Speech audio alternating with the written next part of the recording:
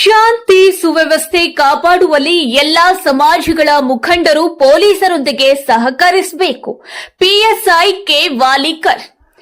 ಈದ್ ಮಿಲಾದ್ ಹಬ್ಬವನ್ನು ಶಾಂತಿ, ಸೌಹಾರ್ದತೆ ಹಾಗೂ ಸಹಬಾಳ್ವೆಯಿಂದ ಆಚರಿಸುವ ಹಿನ್ನೆಲೆಯಲ್ಲಿ ಗೋಕಾಕ್ ಗ್ರಾಮೀಣ ಪೊಲೀಸ್ ಠಾಣೆಯಲ್ಲಿ ಶನಿವಾರ ಸಂಜೆ ಠಾಣೆಯಲ್ಲಿ ಪಿಎಸ್ಐ ಕೆಬಿ ವಾಲಿಕಾರ್ ಅವರ ನೇತೃತ್ವದಲ್ಲಿ ಶಾಂತಿ ಸಭೆ ನಡೆಸಲಾಯಿತು.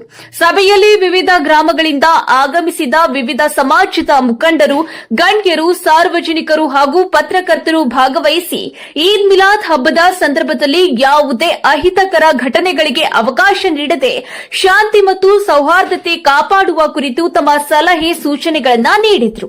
ಸಭೆಯನ್ನ ಉದ್ದೇಶಿಸಿ ಮಾತನಾಡಿದ ಪಿಎಸ್ಐ ಕೆಬಿ ವಾಲಿಕಾರ್ ಅವರು, ಗೋಕಾಕ್ ಗ್ರಾಮೀಣ ಭಾಗದಲ್ಲಿ ಯಾವುದೇ ಹಬ್ಬ ಹರಿದಿನ ಬಂದರೂ ಹಿಂದೂ ಮುಸ್ಲಿಂ ಭಾವೈಕ್ಯತೆಯಿಂದ ಎಲ್ಲರೂ ಒಗ್ಗೂಡಿ ಸಾಮರಸ್ಯದಿಂದ ಆಚರಿಸುವ ಪರಂಪರೆ ಇದೆ.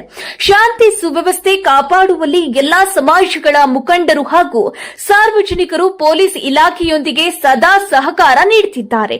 ಇದೇ ರೀತಿಯ ಸಹಕಾರ ಮುಂದುವರಿಯಬೇಕು ಎಂದು ಮನವಿ ಮಾಡಿದ್ರು.